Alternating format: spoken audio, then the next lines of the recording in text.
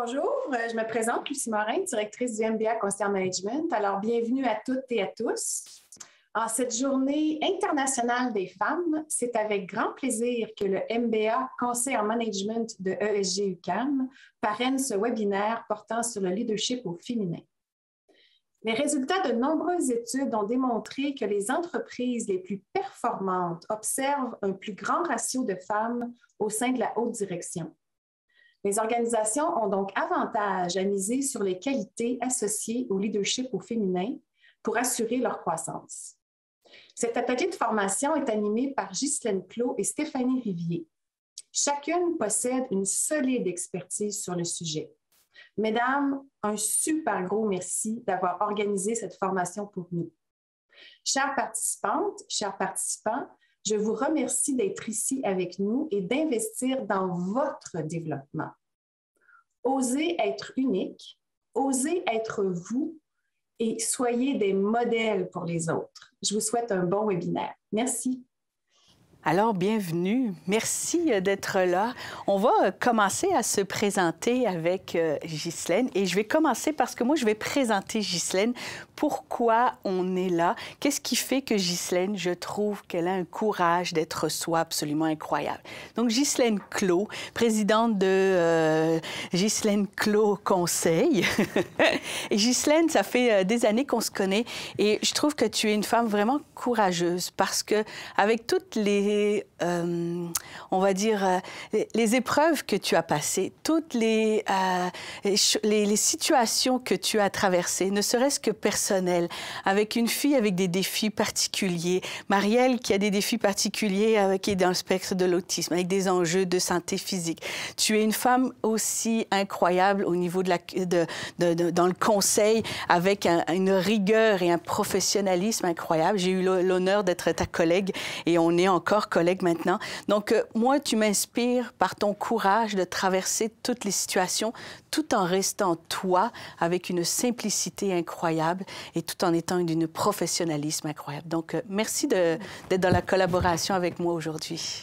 Merci Stéphanie, c'est adorable. Alors, on se le disait avant ce webinaire, que le courage d'être soi, pour nous, c'était juste déjà d'être là ensemble pour animer ce webinaire dans les conditions un peu extrêmes qu'on traverse actuellement l'une et l'autre dans nos vies de mères. Je te renvoie vraiment la balle, Stéphanie. Je te nommais Fée Clochette, qui instille de la joie,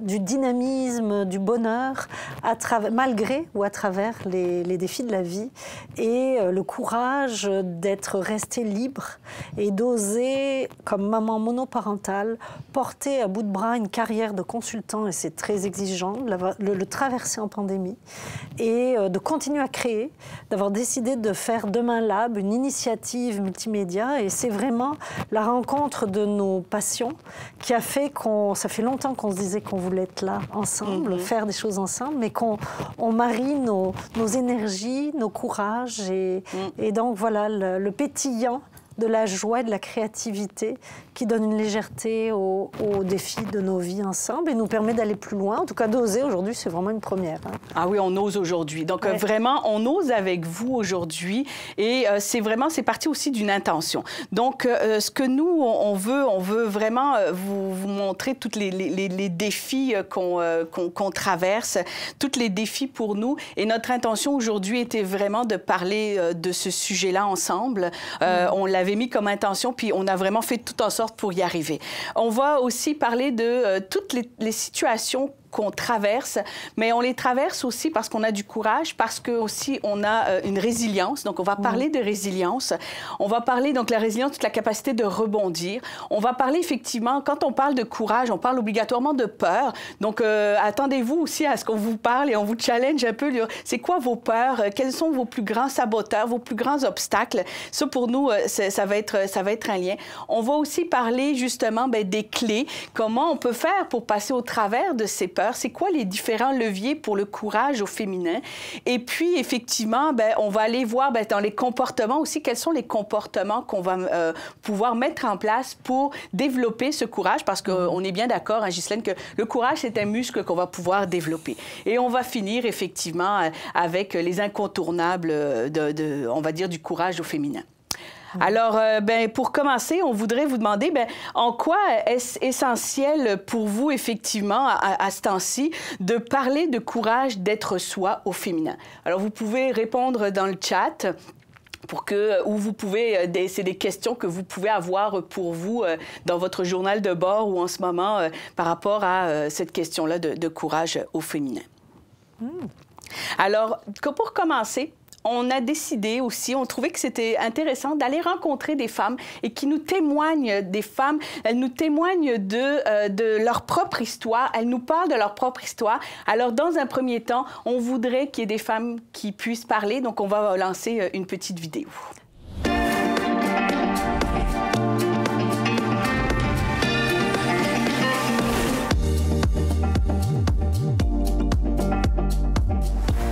Être soi au féminin, c'est d'assumer qui on est dans toute son entièreté. C'est de maintenir son authenticité malgré les interférences externes. C'est d'avoir le courage d'assumer sa vulnérabilité dans des contextes difficiles et de l'utiliser comme point de croissance. C'est d'être prêt à marcher parfois seul afin de paver un chemin inexploré. C'est de délaisser derrière nous les préjugés, les attentes, les regards qui sont parfois érigés par nous. C'est d'être nous-mêmes, incluant nos qualités, nos défauts, nos aspirations, nos victoires et nos défaites. Le courage d'être soi au féminin, selon moi, c'est quoi? C'est s'assumer avec respect. Avec respect toujours pour l'autre personne, mais toujours pour nous-mêmes aussi. Et pour moi, se respecter, ça veut dire qu'on accepte qu'on a des zones de développement, mais on accepte qu'on a énormément de talent, qu'on a énormément de potentiel et qu'on a quelque chose à amener à la table, qu'on a toujours quelque chose à amener à la table, qu'on notre place, elle est méritée à 100%. Avoir le courage d'être soi-même au féminin, dans l'entrepreneuriat par exemple, c'est la capacité de se libérer de cette envie de vouloir ressembler à quelqu'un d'autre à tout prix. On se voit en quelqu'un d'autre. Pourquoi lui, pourquoi pas moi? Pourquoi elle, pourquoi pas moi? Donc, en assumant notre propre image et en donnant à nos projets notre particularité, notre propre image, ça pourrait renforcer notre estime de soi, mais aussi le positionnement de notre entreprise, nos projets sur le marché. Alors, fonce avec conviction et avec action soutenue. Sois intègre à toi-même. Ainsi, tu seras sans regret et sur la voie du bonheur.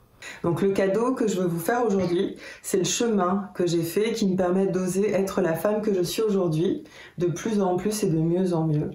J'ai redéfini mes valeurs, je me suis arrêtée pour me demander ce dont j'avais besoin, je me suis observée, j'ai questionné mes principes, j'ai pris conscience de mes désirs, j'ai appris à me connaître moi, et moi qui ai passé ma vie en fait à apprendre qui étaient les autres. Bref, je me suis considérée comme femme et comme être humain. Et alors à partir de là, tout ce qui s'est trouvé autour de moi m'a fait évoluer sereinement, en cohérence avec moi-même, à l'intérieur et à l'extérieur. Vous venez d'avoir des témoignages de femmes. Il y en a d'autres qu'on a recueillis, qu'on n'a pas pu mettre. Et elles sont toutes avec des points très importants qui vont justement appuyer ce qu'on est en train ce qu'on va vous présenter. Alors, toi, Ghislaine. Est-ce que déjà il y a des réactions par rapport à ces témoignages que vous souhaiteriez, juste un mot, une impression, un impact de ce que vous venez d'entendre, qui rejoindrait aussi le pourquoi être là aujourd'hui? Qu'est-ce qui fait écho pour vous? Je ne sais pas si Marie-Hélène, si... OK, main levée ou dans le chat. Je ne sais pas, toi, Stéphanie, en attendant que nos personnes éventuellement commentent, dans ce qu'on entend, toi, parce que finalement, au-delà de la joie qu'on a, la jubilation qu'on a d'être là aujourd'hui, pourquoi c'était si important pour nous, pour toi? Pourquoi c'est si important pour toi d'être là? D'être là, pour moi, justement, pour me challenger moi aussi, je te dirais. Il y a cet aspect-là. Moi, je suis beaucoup dans l'action et dans oser. Et c'est oser aussi dans le contexte dans lequel on est. Puis moi, c'est vraiment important parce qu'on a quand même un contexte particulier. Ça fait 2 ans qu'on est dans la pandémie, le contexte, on va dire même mondial dans lequel on est. Et donc, tout le courage d'être soi, malgré toutes les situations qu'on est en train de vivre et comment on peut l'être. C'est un défi, là, je vous dirais. On a pas mal stressé avant d'arriver ici, mais c'est tout un défi que je me mets. Ouais. Ah, c'est bon. Et toi? Moi, je le porte comme ça. Dans le fond, c'est presque vital aujourd'hui de prendre la parole comme femme, comme professionnelle, comme femme d'affaires, comme enseignante ou ancienne enseignante du MBA. Là où l'actualité nous amènerait à écraser, je crois que plus c'est difficile, plus il faut trouver les interstices pour qu'on s'exprime et qu'on existe en dehors ou grâce à toutes nos identités et qu'on exprime notre voix unique. Et c'était d'ailleurs, on s'est questionné, on s'est dit c'est presque indécent de parler du courage d'être soi ce matin, alors qu'il y a des êtres actuellement en Ukraine qui n'en sont même pas à le courage d'être soi, mais c'est juste le courage de survivre.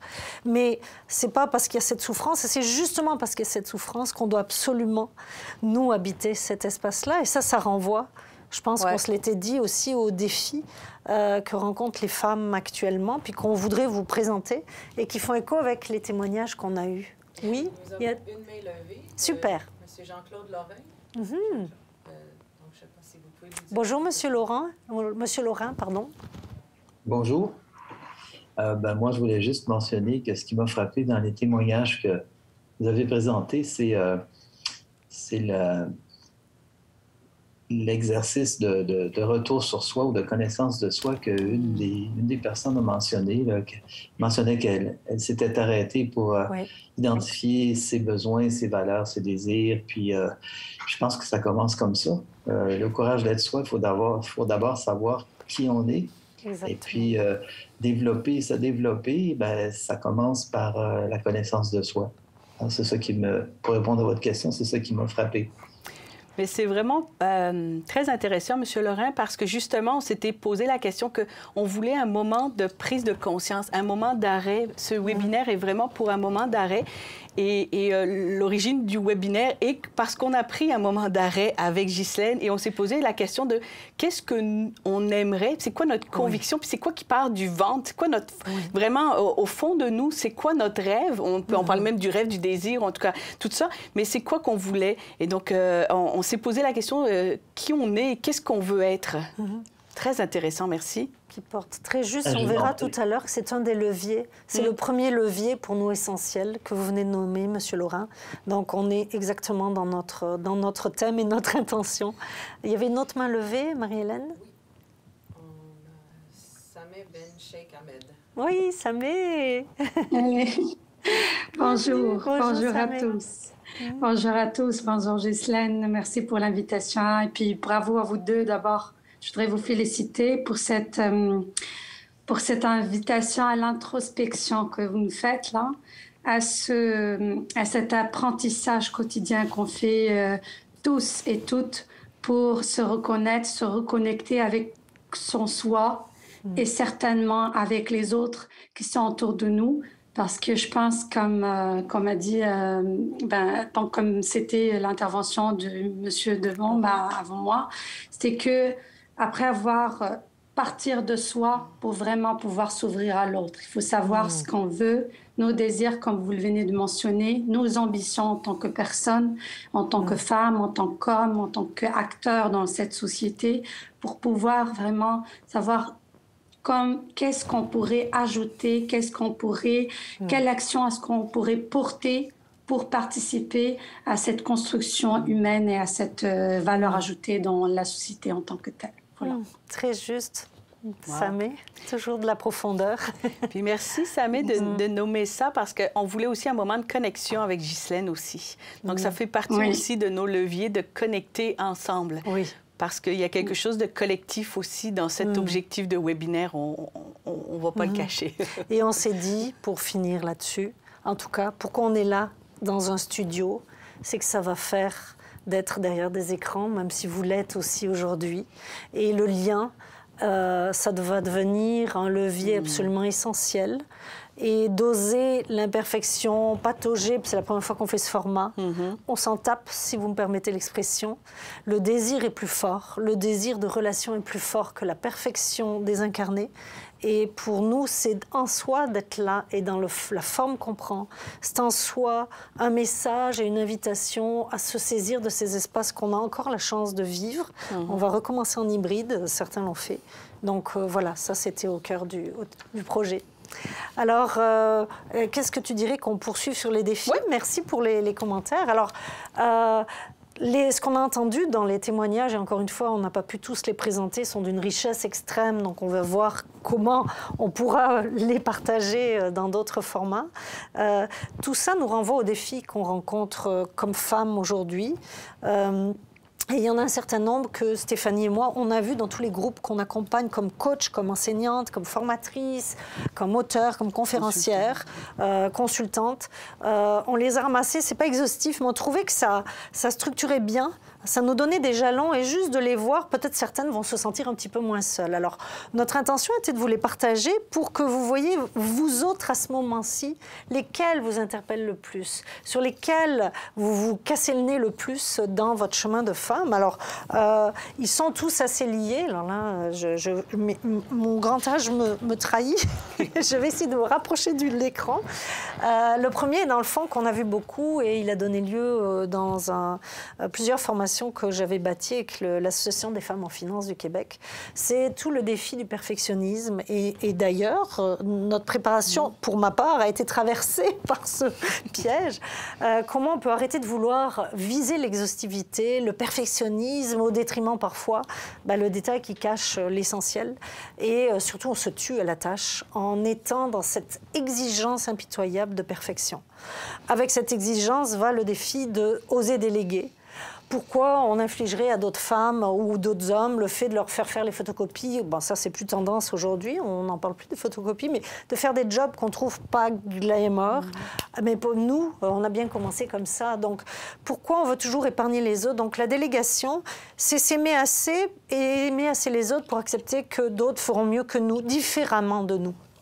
Dans les défis, excusez-moi, je me penche, le classique du classique, et c'est ce qui a fait qu'on a bâti certaines formations.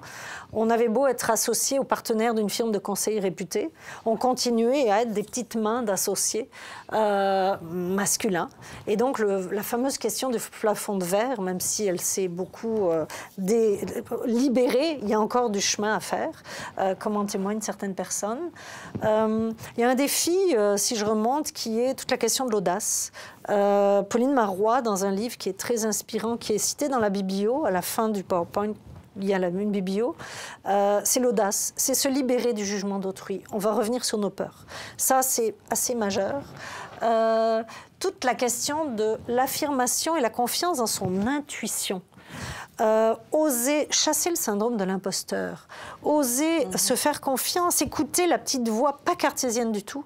Et ça, pourquoi on l'a dans notre vie privée? Pourquoi quand on arrive au boulot, il faudrait s'en priver? Il y a plusieurs intervenantes dans ce webinaire qui l'ont fait.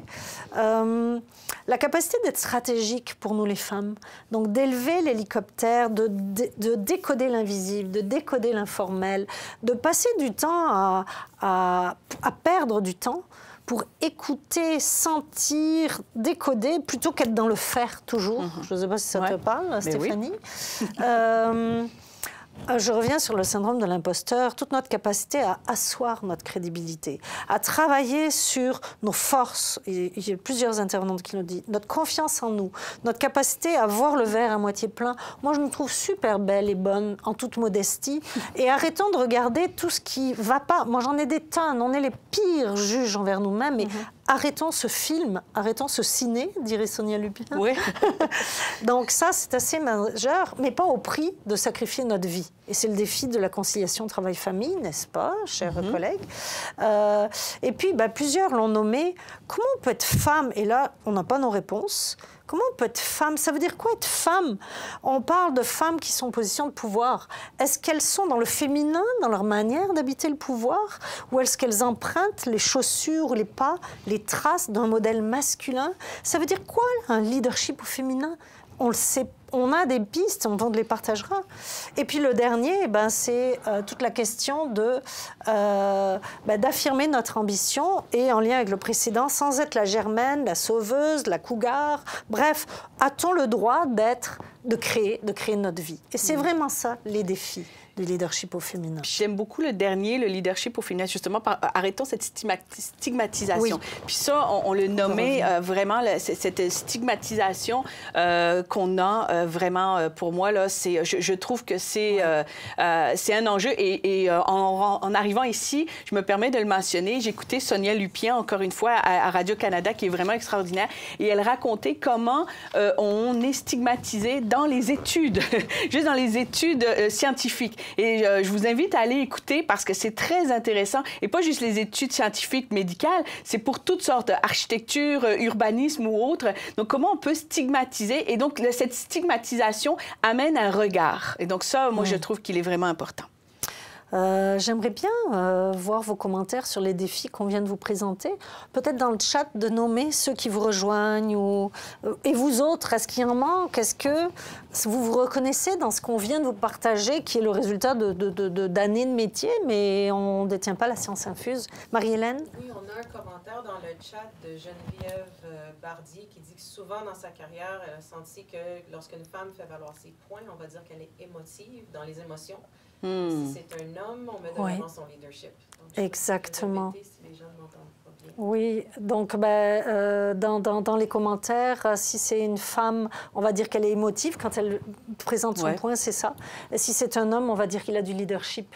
Et donc, on est dans ces prismes avec les stéréotypes. Il y a tellement de choses écrites là-dessus. On fera un petit topo, j'espère, à la fin. On reviendra sur cette question du masculin et du féminin pour sortir, nous aussi, de nos stéréotypes.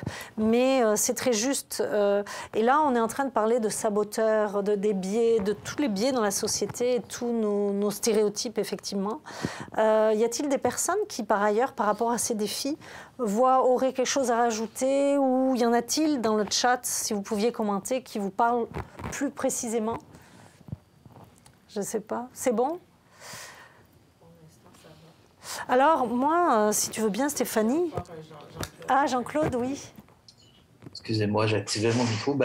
Moi, j'ai souvent fait de la sélection, du recrutement de personnel pour des postes cadres, des postes de direction. Et une des choses qui me frappe tout le temps quand c'est une femme, c'est qu'ils ne se sentent jamais prêts. Puis pourtant, quand on les comparait à d'autres candidatures masculines, ils étaient de loin plus prêtes que à partir de l'étude des curriculum vitae puis des tests, souvent ils étaient aussi prêts, sinon mieux préparés que des hommes, mais justement, ils n'osaient pas, ils ne se sentaient pas encore prêts. Alors, c'est juste un témoignage que je voulais faire. Merci, M. Laurin. Ça fait vraiment du pouce avec le premier défi et d'autres défis, d'une exigence impitoyable et surhumaine que les femmes se donnent et ce jugement tellement exigeant envers nous-mêmes que nous avons intériorisé, et on pourra revenir sur quelques pistes d'hypothèses, et qui fait qu'il y a eu des grandes organisations, si vous les suivies, avec l'actualité, qui ont lancé il y a quelques années un projet qui s'appelait le projet Invisible, pour dénoncer les biais dans le recrutement, les biais à l'œuvre dans les organisations qui faisaient que des organisations comme Deloitte, qui était d'ailleurs derrière ce projet, avec Hydro-Québec et 2 entreprises, Deloitte s'était rendu compte qu'il recrutait à grands frais des femmes extrêmement talentueuses, mais qui à un moment donné décidaient de quitter au moment où elles accédaient à des postes de direction parce qu'elles ne se reconnaissaient pas dans le monde dans lequel elles étaient, qui était conçu pour des hommes et non dans la réalité de ce qu'elles avaient à vivre. Donc voilà, hein, on pourra en parler longtemps. Mais... Oui, puis moi j'ai un exemple d'une gestionnaire qui me racontait, une gestionnaire en TI considérée comme haut potentiel, donc avec beaucoup de potentiel, puis qui l'entreprise mise dessus. Et elle nous explique qu'elle est une spécialiste de tel ou tel sujet et qu'il y a un sujet, donc il y a un projet qui arrive par rapport à ce sujet-là et son gestionnaire ne la nomme pas responsable de ce projet-là. Elle va rencontrer son gestionnaire à elle et son gestionnaire, vraiment d'une sincérité à mentionner, il fait « Je ne sais pas pourquoi, je n'ai pas pensé à toi ». Et là, elle a trouvé ça grave. Elle dit comme « Qu'est-ce qui fait qu'il n'a pas pensé à moi alors que j'étais l'experte ?» On pourrait rechercher là-haut, mais j'ai trouvé ça très intéressant. Moi, le gestionnaire a mentionné, mais elle aussi, elle a eu l'audace d'aller lui demander, puis lui demander qu'est-ce qui fait que tu n'as pas pensé à moi. Donc, c'est peut-être le système aussi qui fait que on ne pense pas forcément, ou peut-être à changer le système, on va dire. Exactement. Donc, dans des modèles masculins de performance qui ne font pas la place au féminin, aux principes féminins ou aux femmes, et qui ne font pas la place non plus à la diversité culturelle, parce qu'on parle des femmes aujourd'hui, mais bien sûr que si on rajoute tous les autres éléments, c'est majeur. Alors ça nous renvoie au fait que quand on parle de courage au féminin, d'oser d'être soi, on parle de résilience. Et c'est la sœur jumelle du courage. Et derrière la résilience, on se disait, c'est bien de nous amener quelques clés. Parce que la résilience, on ne voudrait pas tomber, ce thème est très galvaudé, encore une fois, dans l'archétype de « yeah, je me muscle, je suis fort, je transforme mes épreuves ». Non, il y a des épreuves qui nous laissent à terre longtemps. Il y a des épreuves, tu travailles beaucoup dans le domaine de la santé mentale, moi aussi. Il y a des épreuves pour lesquelles, pendant des années, on peut être en dépression ou vraiment fortement attaqué. Et donc, tout l'enjeu, c'est comment j'accepte de vivre avec le caillou dans mon soulier, comme l'huître qui a un grain de sable qu'elle va transformer en perle, et comment j'accepte que cette faille ou cette vulnérabilité devient un rappel aussi des conditions difficiles dans lesquelles on est, et au lieu de jouer au super-héros ou la superwoman, de ne jamais oublier qu'on est aussi des humains. Et donc cette résilience et ce syndrome de l'imposteur, cette quête impitoyable de perfection, c'est toujours dans le mental que ça se passe. Et l'invitation, c'est de revenir, de se reconnecter, de faire la paix avec nous, d'accepter ces failles, mais pour par contre créer de la beauté à travers ces épreuves. Trouver ce ressort, et ce ressort, on va revenir là-dessus dans les leviers, c'est nos rêves, c'est notre désir, c'est notre inspiration, c'est notre ambition. C'est à travers tout ça, qu'est-ce qui fait que je vais exister? Et moi, j'aime bien parler de réexistence, plutôt que de résistance. Réexistence. Comment je vais composer avec la réalité de ma vie cette adversité pour quand même exister? Et c'est le ressort. Et ce ressort, l'élan, le coup de pied au fond de la piscine. Et cet élan, pourquoi on est là toutes les deux aujourd'hui, avec Marilyn ici, nos super alliés derrière, dans la régie, Lucie qui nous a donné cette porte ouverte, c'est parce qu'on est en relation. Et donc, c'est être en relation profondément comme femme. Et ça, c'est un des principes du féminin, décrit par Jung, sur lequel on reviendra après. Donc, c'est à ça qu'on vous invite. Et c'est parce qu'on a des obstacles que ces obstacles nous invitent à rester vivantes et à créer et vivantes dans nos défis. C'est quoi effectivement nos points qui vont faire, nos points d'ancrage, on va dire, qui vont faire que je peux m'appuyer et faire en sorte de sauter pour pouvoir y aller. Et on ne va pas se cacher que en ce moment, ce qu'on vit dans la pandémie, dans les 2 à 3 prochaines années, il va y avoir des enjeux énormes. D'accord? Si on parle de santé mentale, vous allez avoir des cailloux dans votre chaussure pendant longtemps. Vous allez avoir à accompagner des gens qui ont des cailloux dans leurs chaussures parce que effectivement. Donc, comment pouvoir les aider aussi, mais m'aider moi, et comment je peux aussi aider à faire en sorte de retrouver ou alors de reconnecter avec ce ressort-là. Donc, très important aussi d'aller accompagner aussi les autres par rapport à cette résilience. Et c'est le tricot. Oui. La relation, c'est le tricot. Et je fais juste un petit clin d'œil dans des discussions qu'on a eues, Stéphanie. Moi, j'ai fait l'hypothèse à un moment donné qu'à notre insu, la généralisation du virtuel, avec l'illusion qu'on est des machines, clac-clac, on n'a même pas le temps de faire pipi, poum, poum, poum, on enchaîne, on a éradiqué la relation de nos espaces de travail et on est rentré dans une illusion de performance dans les choses. On est des dossiers, on est des avatars de nous-mêmes.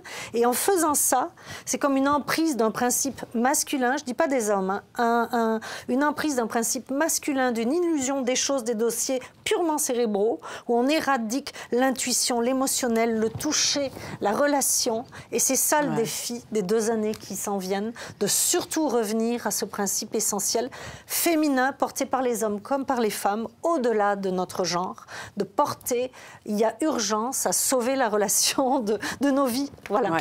Mais on le s'est démontré, l'isolement, le sentiment de solitude, le détachement, la dépersonnalisation, c'est ça qu'on a vécu pendant 2 ans.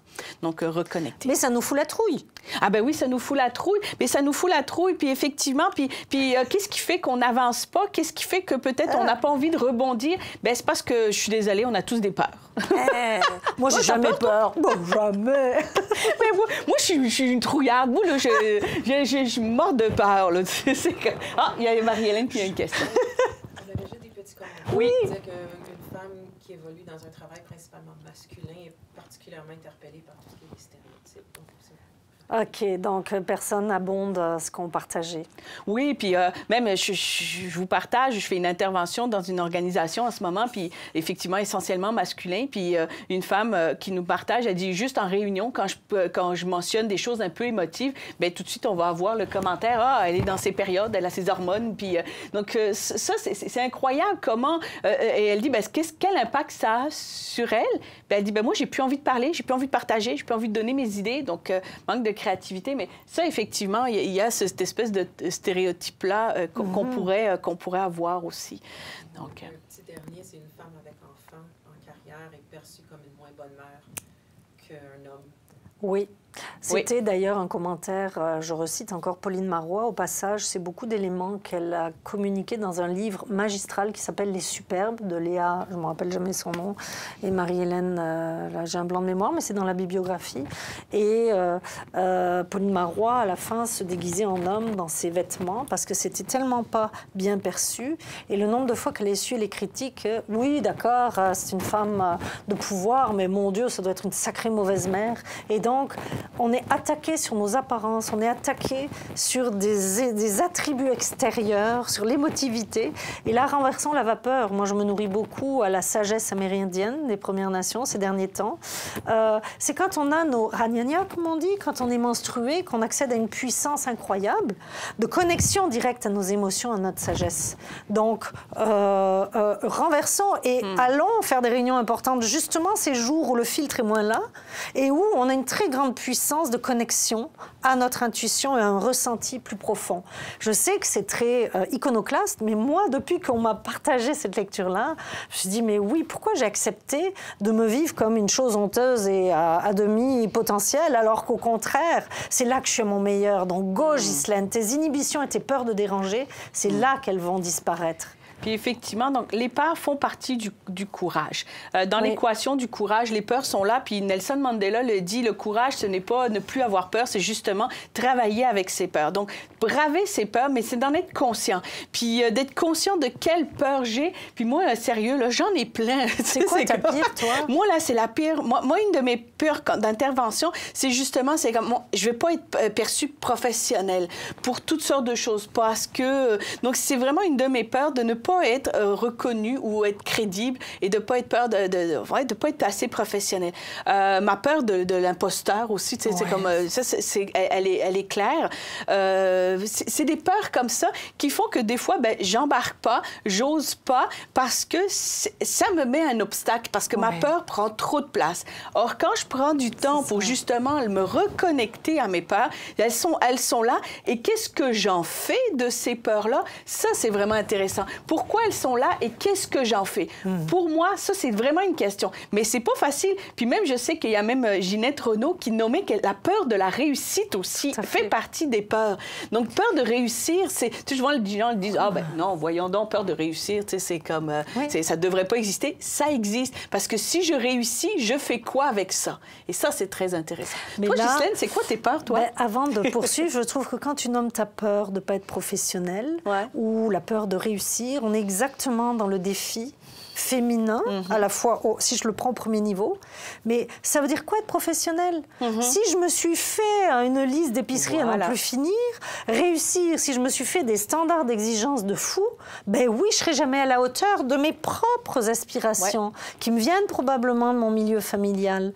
Et donc, c'est là qu'il y a à décadrer. Ça veut dire quoi, réussir pour toi? Ça veut dire quoi? Et puis, on n'est pas obligé de répondre là, mais ça veut dire quoi être professionnel? Est-ce que c'est vraiment vrai? Donc, c'est un travail de déprogrammation, de standards d'exigence, de modèles, de stéréotypes dans lesquels on a été imbibé.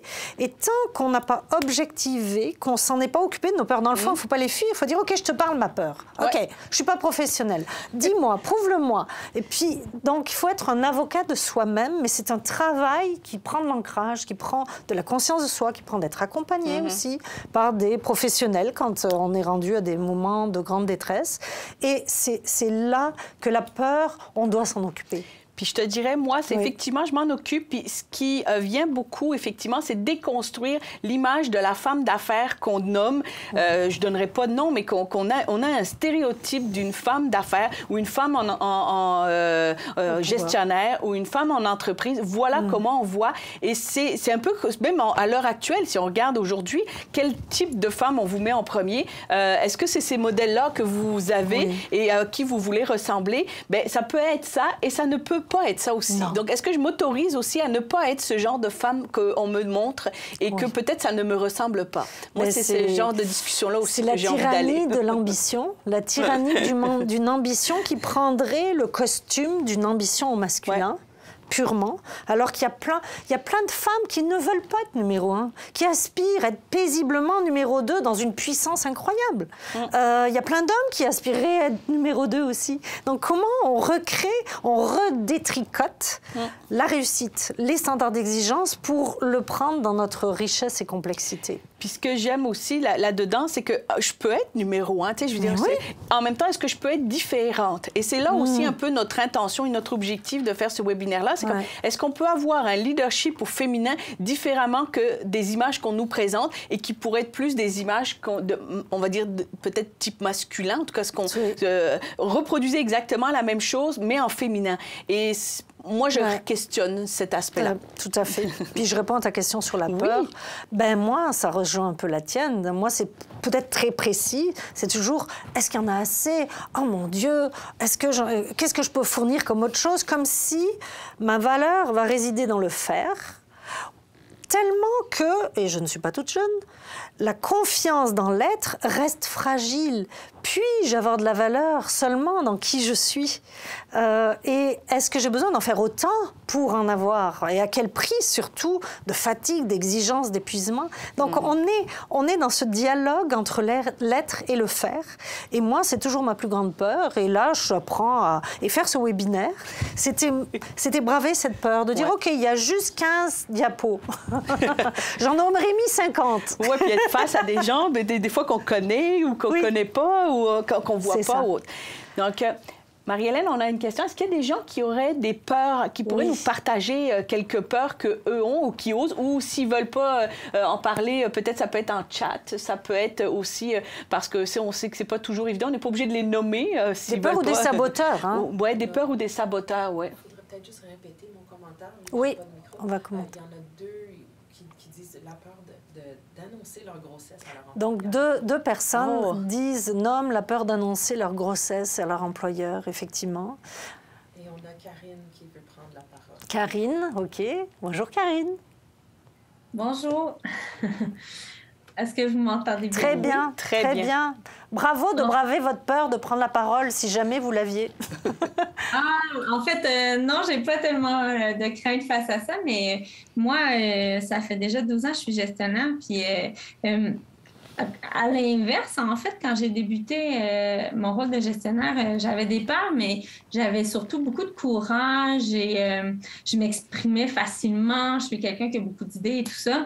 Puis j'évolue dans un monde d'hommes et à force de toujours être, je dirais, pas tellement considérée, que les idées, malgré que je pense qu'il y en a qui étaient très bonnes, étaient jamais mis au premier plan. Tout ça, je trouve que ça ça l'a instauré des certaines peurs ou même, en fait, un effet, justement, là, le syndrome de l'imposteur, de dire, OK, bien, c'est-tu vraiment ma place et tout ça. Donc, ça l'a vraiment grugé dans mon estime de moi, alors que quand je suis arrivée, j'étais vraiment très, très confiante.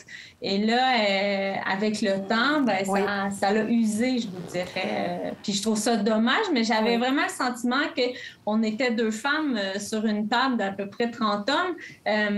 Les hommes, en tout cas, les idées semblaient beaucoup plus considérées, plus écoutées aussi. Donc, voilà.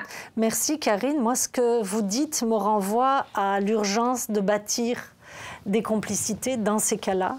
Encore une fois, quelle place je laisse à l'extérieur pour me structurer? Là, vous parlez de saboteurs extérieurs. On a nos peurs et on a nos saboteurs. Et l'antidote à ces saboteurs, c'est la relation, excusez-moi de radoter. C'est donc quel homme avec qui je me sentirai plus proche, avec qui je peux rentrer en relation dans cette gang d'hommes de mon comité de gestion éventuel, et quelle femme. Donc comment je vais absolument me bâtir mon réseau, ça fait vraiment partie des leviers qu'on va nommer à la fin, mais qu'on nomme déjà, parce qu'il n'y en a pas d'autres antidotes pour m'éviter de donner trop de place à cette perception de l'extérieur, réelle ou perçue, parce que là, on est vraiment dans les saboteurs, la peur de déplaire, la peur d'être critiqué, la peur de réussir parce que j'ai peur d'être attaqué. C'est tout l'objet du livre Les Superbes, dont je vous parlais de Léa Clermont-Dion, ça l'est, Marie-Hélène Poitras. Et la peur aussi d'être égoïste, la peur de faire de la peine. On a tellement des peurs ancrées. Et ça... les antidotes à la peur, c'est vraiment la créativité et la relation. La solidarité aussi, de créer une solidarité. Tout à Parce fait. que moi, ce qui me vient en tête, c'est qu'il y a le système qui a un impact sur vous. Et ce système-là a une façon de fonctionner qui fait que peut-être vous vous reconnaissez un peu moins. Comment je peux faire pour changer le système? Bien, au complet, peut-être pas tout de suite, mais comment je peux faire dans un premier temps pour avoir une solidarité, pour justement m'appuyer et faire en sorte que mon rebond, on va dire la résilience ou le tricot ou autre, fait en sorte que ça soit un appui. Et donc ça, moi, je pense, et c'est pour ça que je trouve ça tellement extraordinaire s'il y a des femmes ou des hommes qui sont là avec moi parce que j'enseigne au MBA, puis je trouve ça vraiment extraordinaire. J'essaye vraiment de créer cette solidarité ici pour qu'on puisse faire en sorte de changer des systèmes. Le lien, le réseau, c'est une sorte d'effet A, mais effet A-R. A pour ambition et R pour la relation. Vraiment, et réseauté. On vous en a mis plusieurs de ces peurs, mais la question, c'est si on en restait là-dessus, on se dirait, c'est sympathique, elles ne nous apprennent pas grand-chose aujourd'hui, les filles. Le vrai défi, c'est justement les leviers. Qu'est-ce qu'on se donne comme levier? On va les inventer. Donc nous, on vous partage à ce moment-ci ceux qui nous paraissent les plus solides pour nous permettre de surmonter l'intensité de ces peurs et de ces saboteurs internes ou ces saboteurs externes. Et on ne refera pas le film sur les biais. Alors, le premier levier, vous l'avez nommé, Monsieur Laurin, tout à l'heure, c'est toute la question de l'ancrage. L'ancrage, c'est un grand mot. Solidifier nos ancrages, c'est apprendre vraiment à honorer notre chemin de vie, accepter, et c'est pas de la complaisance, mais avoir de la bienveillance, de l'autocompassion pour soi-même, de voir nos réussites et pas seulement ce qui est planté, d'arrêter de se comparer, l'herbe est toujours plus verte ailleurs, mais de se comparer à nous-mêmes dans notre progression. Et ça, c'est vraiment majeur. Donc, des temps d'arrêt. Moi, j'ai vu des femmes qui, dans leur arrêt, font du sport à outrance, et tant mieux. Mais est-ce qu'elles s'arrêtent vraiment? Donc, est-ce que je me connecte? Est-ce que je respire? Est-ce que je ressens mes capteurs physiques, émotionnels? Est-ce que je prends le temps d'être dans la joie aussi? Qu'est-ce qui me nourrit? Qu'est-ce qui crée de la joie? Nous, on est dans notre X, là. Hein? Mais donc, l'ancrage, c'est vraiment ça. C'est ce temps d'arrêt. Je ne sais pas si tu as autre chose. C'est important. C'est toute la connaissance de soi. Se connaître soi, c'est quand même... On revient à ça, puis M. Laurin l'avait nommé, c'est extrêmement important de se connaître. Je suis qui, moi? Qu'est-ce que je veux? Qu'est-ce que j'aime pas? C'est quoi mes forces? C'est quoi mes limites? ça reste que c'est extrêmement important. Puis mes valeurs, moi, ça, on revient avec mes valeurs. Mais tu sais, mes valeurs, c'est quoi? Parce que moi, je vous dirais, une des choses qui me drive dans ma façon d'être, c'est mes valeurs. Et est-ce que mes valeurs est-ce que, en tout cas, ma vie est en cohérence avec mes valeurs? Et c'est ce qui a fait que, à un moment donné, j'ai dit non, ça, je veux plus, étant dans une situation très difficile, mais ça fait que non, ça, je le veux pas. Mais même si mon extérieur ne le prêtait pas. Donc, je dis pas que tout le monde doit être ça, mais les valeurs, je trouve c'est très intéressant et ça permet d'avoir un ancrage avec qui je suis aussi. Tout à fait. Le suivant, on vient d'en parler, sur les peurs. Souvent, c'est ce que les ancrages permettent de dépasser les peurs. C'est ça qui nous aide aussi à rebondir. Dans le fond, au moins les nommer et plutôt que les tasser, d'aller rencontrer nos peurs. Hein. Il y a eu un super designer qui avait inventé le lit anti-monstre. Moi, j'ai toujours jubilé en entendant ça. Le lit anti-monstre, c'est pour les enfants qui ont peur la nuit des monstres qu'il y aurait sous le lit. Le lit anti-monstre, tu mets une lumière et l'enfant, quand il se couche, la lumière, elle est reliée à un jeu de miroir sous le lit et donc tu allumes et l'enfant va voir qu'il n'y a pas de monstre sous le lit. Tu vas le regarder. Tu regardes sous ton lit. Regarde ta peur, affronte ta peur et parle-lui à ta peur. Ta peur t'enseigne quelque chose. Donc, elle te dit quoi, ta peur? Peut-être que c'est très simple qu'elle te dise, là, calme-toi le pompon, c'est pas le temps d'aller au combat aujourd'hui. Ou elle va te dire, oui, c'est bien, vas-y de cette manière-là, t'as raison d'avoir peur. Quel autre chemin tu pourrais prendre? Et ça nous renvoie au troisième levier. Je ne sais pas si tu veux en dire quelque chose. Ça nous renvoie aussi, mais ça renvoie au comportement, toute la capacité de gérer le risque, toute la capacité d'oser. Mais et c'est là où le courage, on a fait la différence entre... C'est pas de la témérité, être courageux. C'est vraiment, je suis capable de faire une évaluation de ce qui se passe, des éléments qui sont là, et comment je peux prendre les risques, sachant tout ça. Et là, je peux faire face à ma peur. Elle est là, elle est présente, je regarde qu'est-ce qui se passe, je prends un risque, et j'ose et j'y vais parce que j'agis aussi. Donc cet aspect-là, pour moi, c'est dans les peurs et on va le voir après tout à l'heure dans les comportements aussi. Puis on parle de créativité, sortir du cadre, oser sortir du cadre. Et là, ça suppose de vraiment braver la peur du jugement, du ridicule, de sortir du rang. Et encore une fois, c'est là qu'il faut être plusieurs, mais oser faire différemment en acceptant que c'est pas parfait. Donc, il y a du chemin. Mais ça, c'est un des plus grands défis de sortir de la peur, de la tyrannie de l'apparence et du beau et du joli. Je suis allée voir récemment, je suis allée le voir, le spectacle de Claude Pelgag.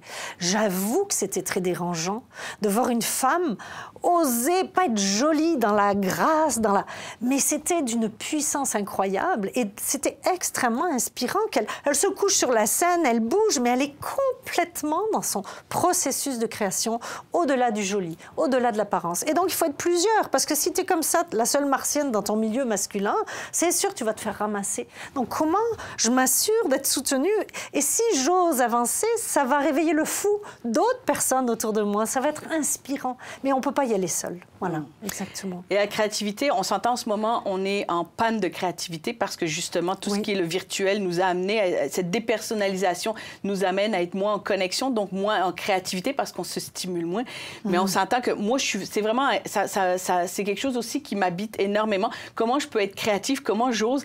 Et les étudiants qui sont avec moi, juste cette fin de semaine, on vient de passer une fin de semaine avec les étudiants du MBA, puis ils vont certainement rire, les étudiants et étudiantes. Puis on a dansé, on a fait tout ça, mais c'est sûr que je parais comme une folle, ou je parais légère, ou je parais haute, mais en même temps, ça fait qu'on connecte aussi par rapport à ça. Et donc, de laisser cette espèce de créativité, de sortir des sentiers battus, je la trouve très importante parce que faire différent, on change nos schémas mentaux, on change nos façons de faire, donc obligatoirement, et là, on s'ouvre à d'autres, à la différence, et on apprend.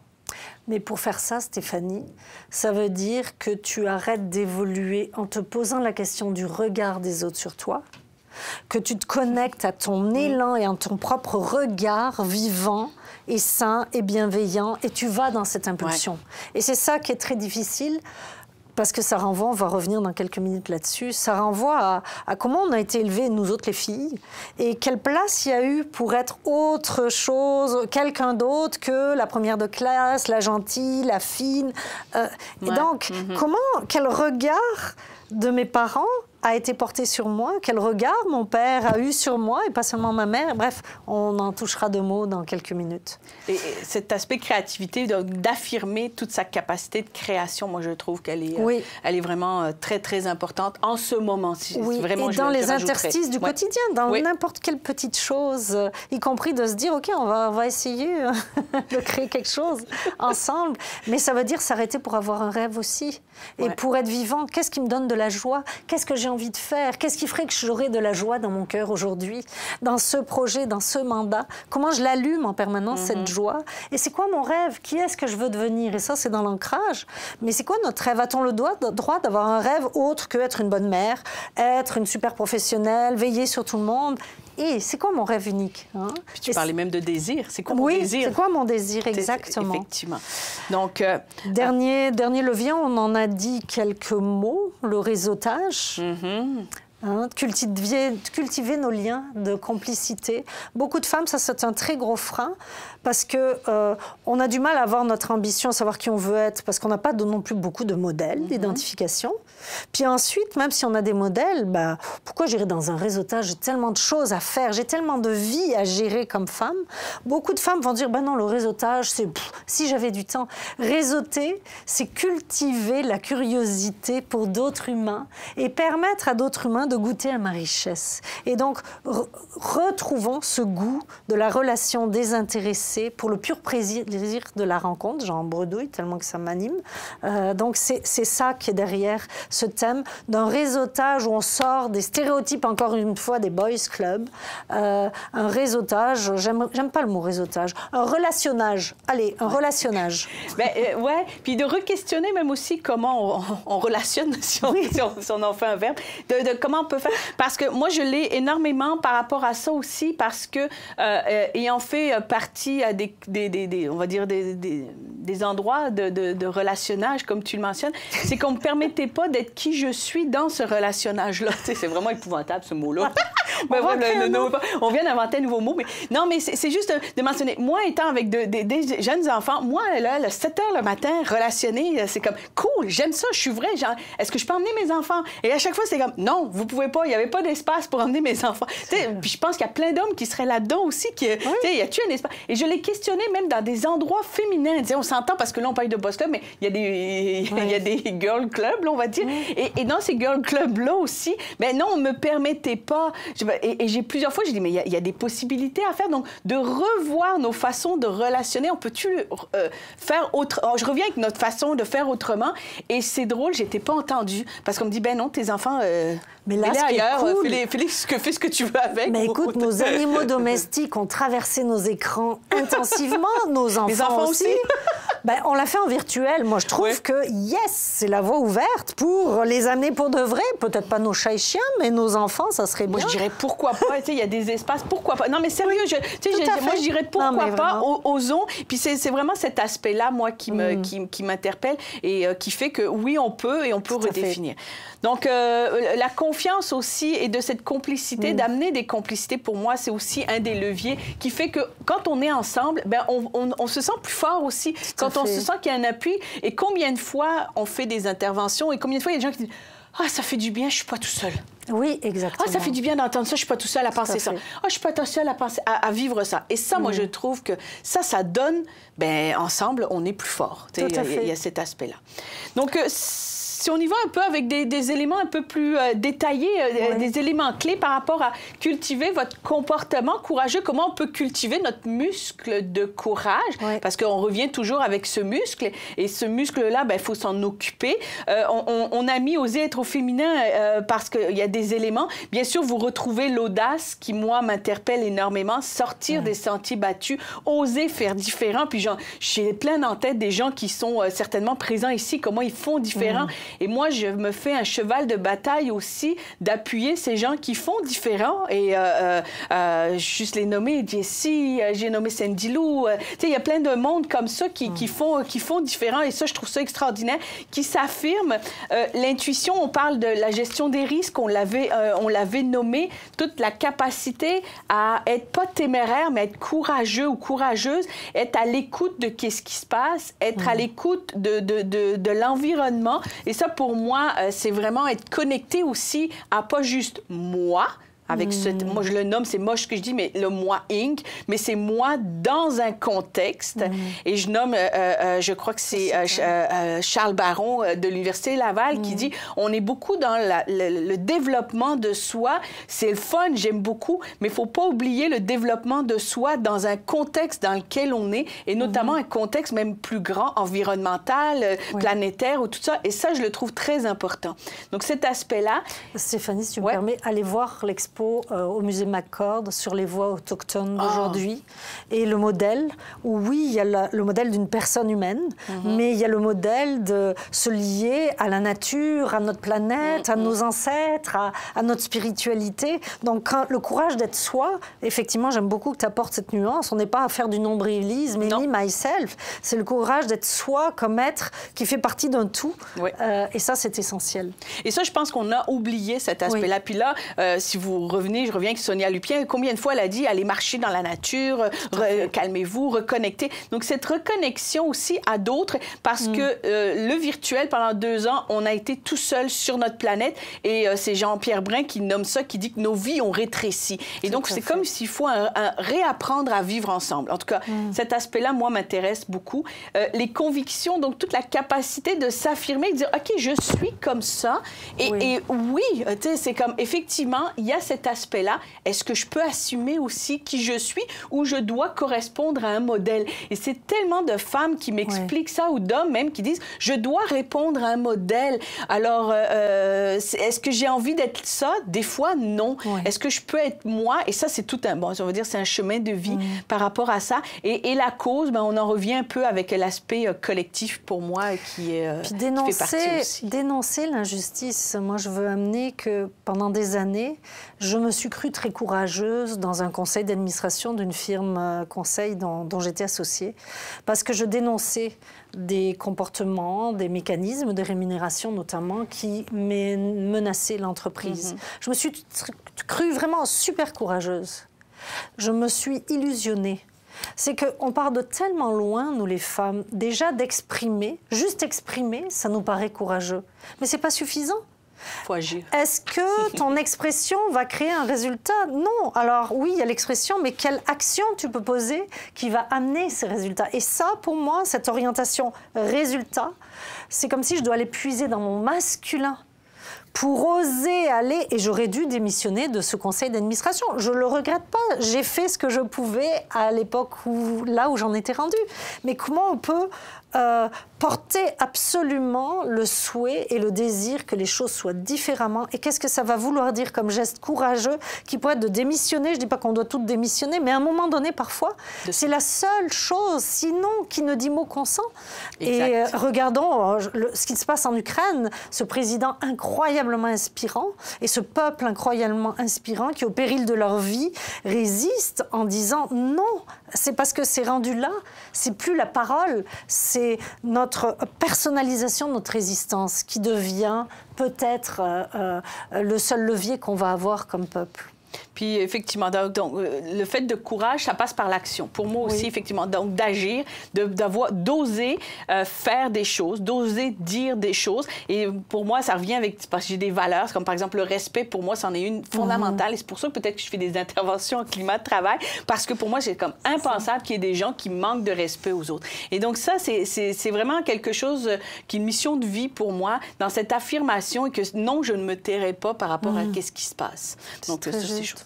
Est-ce que, Marie-Hélène, il y a des commentaires ou d'autres choses, des gens qui pensent à des comportements, comment cultiver le courage, avoir des comportements courageux? Si vous pouvez le répéter, ça serait oser aller à la rencontre des gens différents de nous. Oh, exactement. Oser à la rencontre des gens différents de nous. Tout à fait. Tellement. Parce que des gens qui sont différents de nous, ben justement, ça re-questionne nos schémas mentaux. Ça revient déranger parce que voilà ce qu'on pense. Et puis là, il y a des gens qui pensent différemment. C'est tellement extraordinaire. Quand on voyage, moi, je trouve ça tellement... C'est extrêmement intéressant. C'est des gens qui vivent différemment, puis qui sont tout aussi heureux que nous. Puis ça, je me dis comme, waouh, il y a une autre façon de vivre. Oui, puis moi, ça fait l'écho. Il y a la différence dans la diversité culturelle. Et puis, pour ceux qui me connaissent, et tu me connais très bien, mais d'autres personnes aussi qui participent à ce webinaire, la différence de l'autisme. Ma fille est autisme et j'ai très honte de le dire qu'à sa naissance, quand elle est née, c'était un petit bébé en soins intensifs longtemps, mais mon premier réflexe a été « Pfiou, elle respire pas, mais mon Dieu qu'elle est jolie ». C'est terrible, c'est terrible. Et ensuite, c'est de vivre avec la déconstruction de mes standards impitoyables de performance et d'exigence. Et je n'en finis pas de devoir cheminer pour l'accueillir dans une différence qui m'amène très loin de mes schèmes de référence. Et ça, c'est le travail d'une vie, de chercher notre tolérance à la différence à l'intérieur de nous et de toujours se questionner sur ce que j'ai pensé être bon pour moi. Est-ce réellement ce qui est bon pour cette autre personne de cette autre culture ou de cet autre sexe, cet autre genre? Et aller à la rencontre de l'autre, femme ou homme, pour moi, c'est profondément ça, mais c'est aller à l'intérieur de ces jugements ou ces cadres très étriqués qu'on a intégrés et qu'il est temps de dépoussiérer et de revisiter. Toute la valorisation de la différence, effectivement. Parfait. Donc, justement, là, on peut avancer un peu pour apprivoiser le féminin et masculin. Oui, ça, c'était un thème qui me tenait vraiment très à cœur. J'ai souvent entendu dans les animations que je fais ou dans des commentaires, « Ah ben oui, regardez Julie Payette, ah ben regardez, il n'y a pas de fumée sans feu, l'ancienne directrice du musée des Beaux-Arts, ah ben si c'est ça le modèle de leadership au féminin, ça ne nous tente pas. » Et là, je me suis dit, il faut qu'on aille plus loin. Se pourrait-il qu'on est en train de confondre le genre féminin? Et donc, c'est là que moi, je trouvais intéressant avec toi qu'on amène d'autres cadres de référence sur, peut-on parler du principe féminin, principe masculin, en s'appuyant sur la vision de Jung, donc un psychanalyste autrichien qui a beaucoup travaillé sur l'inconscient et les archétypes. Et ce que dit Jung, c'est que nous avons tous, comme êtres humains, un principe féminin et un principe masculin. Et être un être humain complet, qu'on soit un homme ou une femme, c'est aller à la rencontre de cette diversité en nous. Pour un homme, d'habiter son principe féminin dans sa capacité de connexion à lui, et d'ailleurs je trouve très intéressant que ce soit un homme qui malheureusement a dû nous quitter, qui l'ait nommé, dans sa capacité de connexion, de ralentir, d'intuition, de connexion à ses émotions. Être une femme dans un principe masculin positif, c'est cette capacité à agir, pas seulement à dire, nommer, exprimer, qu'est-ce que ça lui fait, mais poser des gestes. C'est cette capacité à utiliser la parole pour nommer, la parole accompagnant l'émotion. Donc pas une parole sur les choses, une parole sur le ressenti. Et là où ça ne va pas, c'est quand on s'enferme, les femmes, dans ce masculin caricatural, ou dans ce féminin caricatural. Féminin caricatural, c'est la petite femme fragile qui pleure rien, qui n'ose pas s'affirmer. Et le masculin caricatural, c'est la guerrière, c'est l'Amazone, c'est Superwoman, dont, je confesse, j'ai embrassé le destin pendant très longtemps, et je te suspecte aussi un petit peu.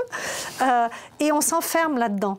La clé, c'est comment, comme femme, on peut apprivoiser toute cette galerie de portraits qui a été au cœur de notre histoire. Et comme homme, on peut s'affranchir de la tyrannie de cette représentation masculine super puissante, qui sait tout, le super-héros. C'est une armure écrasante. Et donc, l'équivalent de tout ça, il y a un livre que je vous conseille, mesdames et messieurs. C'est l'équivalent de Père manquant, fils manqué, de Guy Corneau. C'est un livre qui s'appelle La fille de son père, ou comment cicatriser les blessures de la relation père-fille. Et ce livre décortique comment le féminin n'a pas eu trop de chance de s'épanouir. Nous, les femmes, on est à notre naissance le prolongement de notre mère. Notre mère qui nous accueille, il n'y a pas une complémentarité, on est son prolongement. Et donc, pour être accueilli pleinement et devenir un être complet, il est important que le père porte un regard bienveillant dans sa relation à nous, qui va faire qu'on forme un être complet, comme la mère forme un être complet quand elle donne la vie. Quand elle accueille la vie d'un petit garçon, il est différent. À eux deux, ils forment une entité complète. Mais nous, avec notre mère, on ne forme pas une entité complète. Et donc, c'est là où il faut arrêter d'être la fine, la parfaite, le prolongement parfait de notre mère dans le féminin parfait. Devenir nous-mêmes, c'est accéder à ce regard bienveillant d'être masculin sur notre route et d'être féminin sur notre route, dans une différence qui nous autorisera à être et être accepté pour qui on est, pas seulement pour ce qu'on fait. Et c'est ça le défi. Vraiment le défi. Donc ce livre, si on peut aller plus loin dans les voies qu'elle explore, c'est vraiment oser se questionner de quelle place il y a eu pour un accueil de notre personnalité profonde et est-ce que notre manière d'exercer notre leadership répondait vraiment à un élan intérieur ou est-ce qu'il s'est fait en rivalité à un père défaillant ou en compensation d'un père défaillant ou en rivalité à un homme écrasant. Et donc, si j'ai eu un père très écrasant, il se peut que ma manière d'exercer mon leadership soit dans la fragilité, dans la manipulation, parce que j'ai pas eu le droit d'exprimer une parole différente. Si j'ai eu un père très défaillant, ben là, j'ai voulu compenser parce que c'était très insécurisant que le père n'apporte pas une parole juste, ou la mère. Le masculin pas porté ni par le père ni par la mère crée la volonté de surenchère du côté d'une femme qui va habiter le masculin. Et moi, j'ai vu énormément de femmes enfermées dans l'armure, dans des postes d'entreprise de superwoman, et qui avaient étouffé totalement leur élan féminin d'intuition et d'émotion, et qui avaient été complices de cette vision très stéréotypée d'un leadership au féminin qui, dans le fond, est juste un leadership très masculin qui nous a écrasés dans notre différence. Alors, c'est complexe, je vous invite à lire ces livres, mais moi, ils m'ont beaucoup parlé. Puis moi, ce que ça me parle aussi, puis on avait, parce que les différentes théories de leadership, comment, je le résume, puis ça, je vais citer mon collègue François Héon. François, comment il a, d'après ses recherches, il nomme vraiment qu'il y a le yin et le yang. Tu sais, le leadership de yin et yang, effectivement, ça rejoint un peu ça. Puis c'est ce paradoxe-là, féminin, masculin, on va dire, d'inclure ce paradoxe-là, d'inclure ce yin et yang, d'inclure cette ombre-lumière, donc de vraiment, on va dire, accepter ce leadership paradoxal. Mais qu'est-ce qui mentionne le yin et yang? Puis ceux qui suivent mon cours, vous souvenez, je vous ai parlé des axes, l'axe intentionnel et l'axe appréciatif. C'est vraiment ça. Donc, on va dire, effectivement, le plus masculin, c'est plus l'intention. Donc, qu'est-ce que je veux? On est plus dans vraiment, dans vers oser. L'extérieur. Oui, dans le oser, dans s'imposer, vivre avec passion, agir, je voudrais quoi? Donc, c'est vraiment plus l'intention. Et l'axe appréciatif, mais effectivement, qu'est-ce que je peux apprécier? Qu'est-ce que je peux reconnaître? Qu'est-ce que, tu sais, donc toute l'écoute, toute l'empathie, tout cet aspect-là. Donc, ces deux axes-là, pour moi, dans le leadership, effectivement, ça rejoint un peu le masculin et le féminin. Il y a encore une fois ces deux axes. Et toutes les théories de leadership, on pourrait les résumer avec ces deux axes-là. Donc, comment je vis dans ce yin et yang, là, on pourrait dire, par rapport à ça, et de reconnecter et d'apprivoiser ces deux axes là ou ces deux aspects-là. Et c'est quelle sorte de personnage intérieur j'ai. On est toutes à plein de moments de notre vie, toutes et tous habités par des personnages. Là, est-ce que je me sens plus un homme? Est-ce que je me sens plus dans mon masculin ou mon féminin à ce moment-ci? Et toi? Et c'est se poser la question, quand j'agis comme ça, est-ce que je suis en caricature ou est-ce que je suis profondément dans un moi intégré? Et donc, le dialogue du féminin et du masculin, il commence à l'intérieur de nous en traquant ou en identifiant pour les accueillir toute cette galerie de portraits qui nous habite pour l'enrichir, et c'est toute la théorie des polarités de Jung. Exact. Et je vous inviterai à regarder, puis je pose souvent la question, c'est quel leader vous inspire? C'est quoi le leader significatif pour vous? Puis tu dois la poser certainement cette question-là, mais je la pose la question, puis on n'est pas dans des leaders des fois caricaturaux ou célèbres ou autres, mais des fois je dis juste autour de vous. Puis c'est quel leader? Puis est-ce que c'est un leadership plus féminin ou un leadership plus masculin? Très intéressant parce que la personne qui va m'inspirer va aussi faire en sorte que, on va dire, elle m'inspire. Donc, j'ai envie peut-être de reproduire cet aspect-là. Bref, regardez autour de vous quelles sont les personnes qui vous inspirent, qui sont significatives pour vous, puis quelles sont les qualités que vous associez à ces leaders-là. Moi, je trouve ça vraiment intéressant, ou à cette leader-là, parce que... Et donc, c'est la qualité aussi qui va faire aussi que, moi, j'ai envie de ressembler à ça. Donc, question que dans votre journal de bord ou dans ce soir-là ou dans votre réflexion personnelle. Et l'envers de cette question, si on complique encore, pour celles qui avaient suivi il y a longtemps le MBA, c'est quelles sont mes polarités? Qu'est-ce que je donne à voir? Qu'est-ce que j'ai cultivé dans la face éclairée pour les qualités pour lesquelles j'étais valorisée, pour lesquelles je pensais avoir une place? Et quand j'ai fait ça, quelle autre polarité était dans l'ombre? Et comment cette polarité que j'ai cachée, je l'avais honte, et elle va parler de nos peurs, comment je pourrais m'en occuper? Moi, en tout cas, je peux le confesser, c'est sûr qu'il y avait Mère Teresa ou Superwoman, mais il y avait Fifi Brin d'Acier qui piaffait derrière, et il y avait la petite fille fragile, très insécure. Et ben, il faut s'en occuper. Et c'est à la rencontre de nous-mêmes que va se passer notre affirmation et le courage d'être nous-mêmes. On ne peut pas demander aux autres de nous reconnaître ce que nous-mêmes, nous ne nous reconnaissons pas. Bon, puis, moi, je vous dirais, ben oui, puis vous, ça serait, qu'est-ce qui vous interpelle dans ce, justement, paradoxe qu'on vous amène dans le féminin, masculin, dans le yin et le yang que j'ai parlé, ou l'intention et l'appréciatif? Quel commentaire vous pourriez, justement, qu'est-ce qui vous parle dans ce qu'on est en train d'échanger avec vous?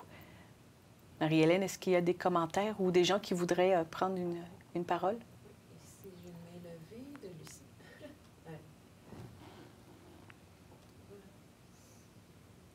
J'ai Lucie Morin qui veut prendre la parole. Oui! Ben, les filles, d'abord, wow, c'est super inspirant. Ça me fait beaucoup de bien à mon cœur. Alors, je vous écoute, puis ce qui me vient en tête, c'est quelque chose qui m'a fait grandir, je dirais, il y a à peu près 10 ans. Moi, j'appelle ça la pensée complémentaire.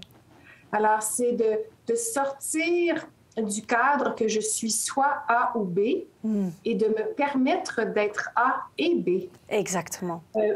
Par exemple, moi, je suis un professeur universitaire, donc je suis évidemment très rationnelle, hein, c'est le modèle. Mais je suis à la fois aussi très créatrice, très créative.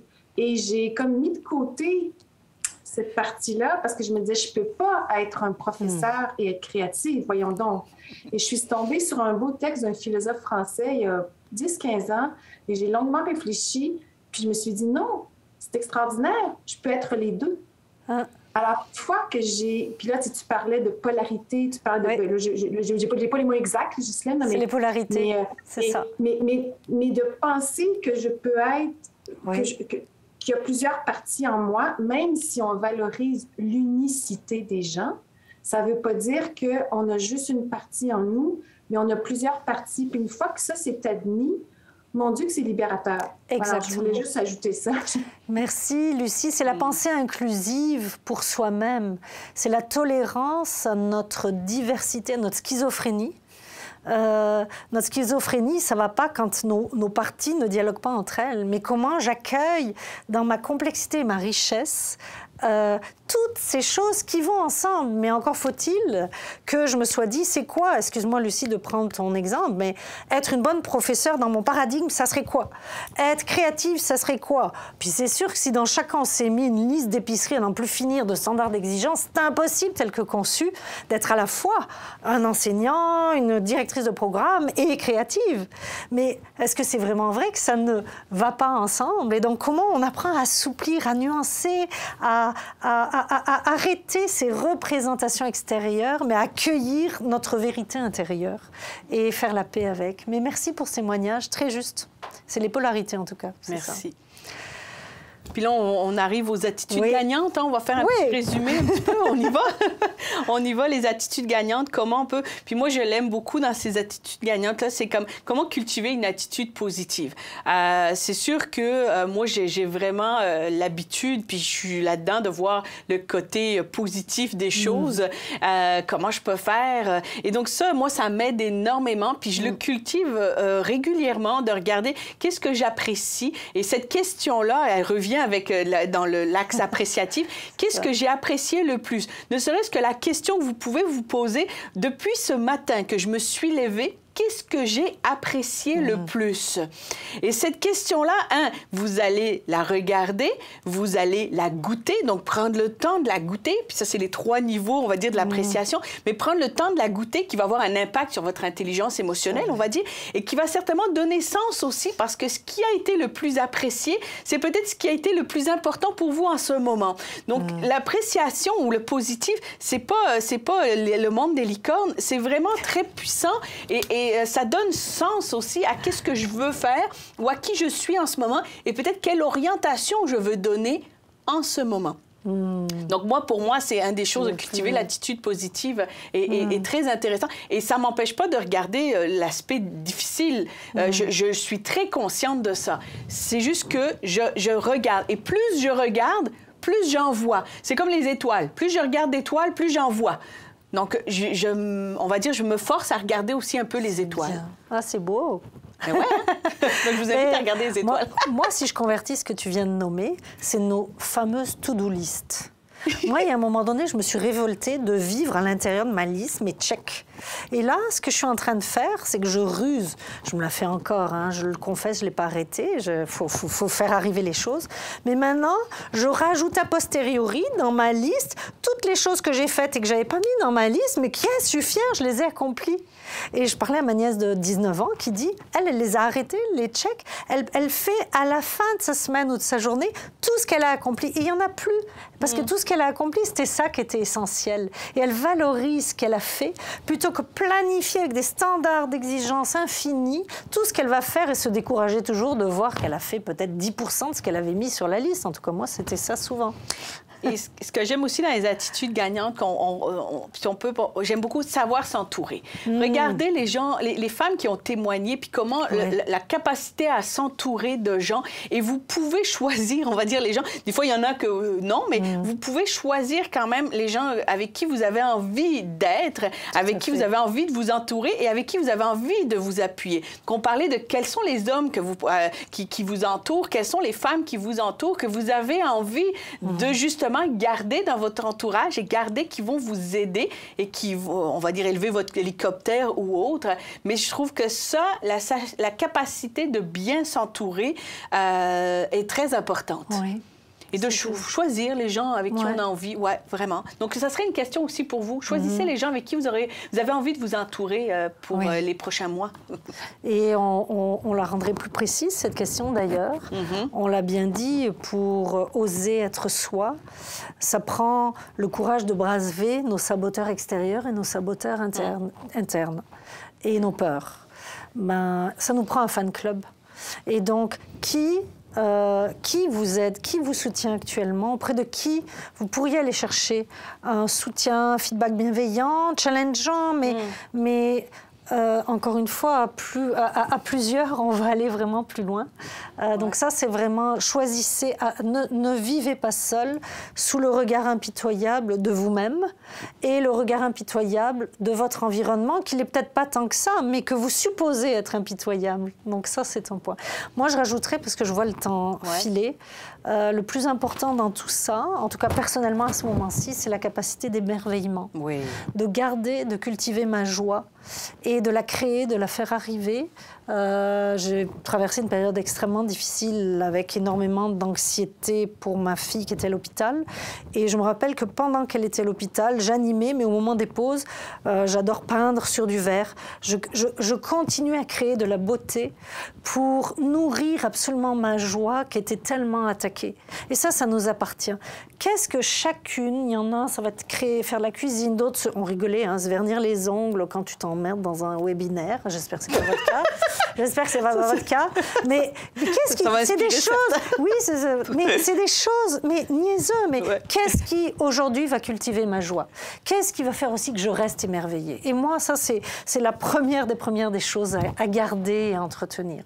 Ça serait mon mot de la fin pour moi. Parfait. Oui. Samé. Je suis là. Oui. Je voudrais juste intervenir là-dessus parce que ce sont des moments forts, là. Puis je retiens 2 mots que vous aviez dit. Là, ce que Mme Stéphanie avait dit, savourer le moment existant. Et puis, ce que Mme Ghislaine avait dit, elle avait dit comme apprenez comme à vous entourer de personnes positives. C'est justement ce qu'on a essayé de faire à travers cet atelier-là. C'est vraiment d'être présent dans un atelier qui nous mène, qui nous fait voyager dans des ondes positives entre femmes et personnes libres dans ce monde et personnes capables de s'ouvrir et de s'émerveiller de soi et des autres capacités aussi. S'émerveiller des autres de leurs capacités et reconnaître aussi ses aptitudes, ses capacités, ses passions, ses désirs et s'émerveiller de tout ça et vivre ça comme un beau gâteau enrobé de cerises qu'on essaie de savourer et qui finit pas. C'est beau, là, ce que vous êtes en train de nous faire vivre. Merci, vraiment. Mais merci d'avoir pris ce temps pour être présente et nous accueillir. Oui, et puis vraiment, on a eu beaucoup de plaisir. On a vraiment travaillé ça. Qu'est-ce qu'on veut? Ça a été vraiment, c'est quoi notre intention dans un premier temps? Ça a été, je vous dirais, les mots d'intention qu'on s'est mis, ça a été légèreté et profondeur. On s'est mis là-dedans, à la fois légèreté et profondeur. Donc, merci beaucoup. Sachez que ça a été comme une ouverture. En tout cas, on a osé, Lucie, embarquer dans notre folie, Marie-Hélène aussi, tout le monde. Et on est à construire un programme avec Ghislaine là-dessus pour justement ouvrir à d'autres personnes ce petit webinaire. Mais on va l'approfondir, c'est certain. Mais c'est le début de quelque chose qu'on est en train de construire aussi. Tout à fait. Mais je pense que je vais me permettre de vous dire, premièrement, un très, très, très gros merci. J'aurais beaucoup de choses à dire, mais je vais dire que je me suis sentie entourée aujourd'hui. Je pense que Samé l'a bien exprimé. Vous nous avez fait un très, très beau cadeau à plusieurs égards. C'est vrai que c'était à la fois léger et très profond, c'est vrai, parce que léger dans le sens que on se sentait presque dans votre salon. On était avec vous, on était à distance, mais moi, je ne me suis pas sentie à distance. Donc ça, c'est un très, très beau compliment. C'est une très belle... Et je crois que c'est dû beaucoup à votre complicité. Alors, vous étiez extrêmement bien préparés. J'ai dit en introduction que vous êtes deux expertes, mais au-delà de l'expertise, vous avez une complicité et vous êtes très bien en relation, en tout cas, les deux ensemble. Et ça paraît et c'est très agréable pour l'auditoire. Alors, moi, ça m'a fait beaucoup de bien. Vous avez partagé beaucoup de choses. On retient beaucoup. Le webinaire va être disponible, mais vous avez parlé beaucoup de se connaître. J'ai beaucoup aimé aussi se déprogrammer. Et vous avez certainement réussi, en tout cas, votre déprogrammation, je devrais dire, parce que vous êtes un très bel exemple. Alors, je vais terminer là-dessus, parce que je ne veux pas... Mais vous avez parlé du leadership au féminin aujourd'hui, mais vous avez été, au-delà de la parole, vous avez été deux très beaux modèles. Et je vous remercie. Je te remercie, Stéphanie. Je te remercie, Ghislaine. On est contents dans l'équipe. Alors, Joanne, Marie-Hélène et moi, on est contente d'avoir osé, d'avoir dit « Oui, ça nous tente! Allez, let's go, les filles! » Alors, merci, merci. Et je vous souhaite un beau projet. Vous avez parlé de ce projet-là. Alors, allez-y, foncez. C'est quelque chose de très riche que vous avez entre les mains et qui fait du bien au cœur et à la tête. Merci. Alors voilà mon mot de la fin. Merci d'avoir embarqué dans cette audace. Et merci à nos super héros en studio, en régie, vraiment très précieux. Merci à vous tous pour cet accueil. Merci beaucoup. Bonne poursuite, bonne audace. Bon courage. Oui, bon courage.